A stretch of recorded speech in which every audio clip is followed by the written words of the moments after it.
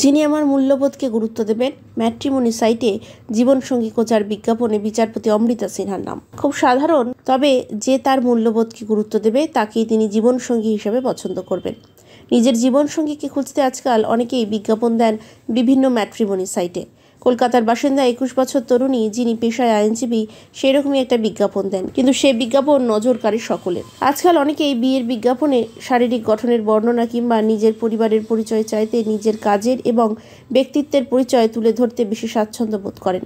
পেশা আইনজীবী ওই তরুণীও সেরকমই একজন। তরুণী আইনজীবী তার বিয়ের বিজ্ঞাপনে এই কথাগুলি লিখেছিলেন, তবে একটু আলাদা করে তার সঙ্গে জুড়ে দিয়েছিলেন কলকাতা হাইকোর্টের বিচারপতি অমৃতা সিনহার নাম। কিন্তু তার প্রোফাইল দেখা মাত্রই অনেকেই প্রশ্ন করছেন, তবে কি বিয়ের বাজারে বিচারপতি অমৃতা সিনহার নাম ভ্যালু অ্যাড করছে?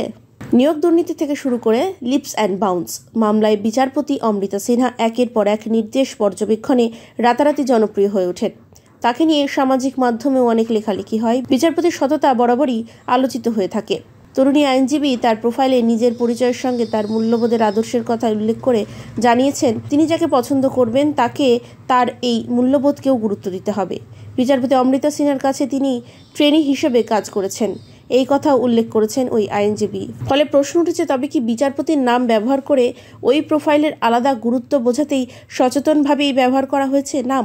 তবে যার নাম ব্যবহার করা হয়েছে সেই বিচারপতি ঘনিষ্ঠ মহলে জানিয়েছেন, বেশ কিছুদিন ওই তরুণী ট্রেনি হিসেবে তার কাছে প্র্যাকটিস করেন। তবে তার জন্য একেবারে শটান বিয়ের বাজারে তার নাম ব্যবহার আদৌ যুক্তিযুক্ত কিনা তা নিয়ে প্রশ্ন উঠতে শুরু করেছে সব মহলেই।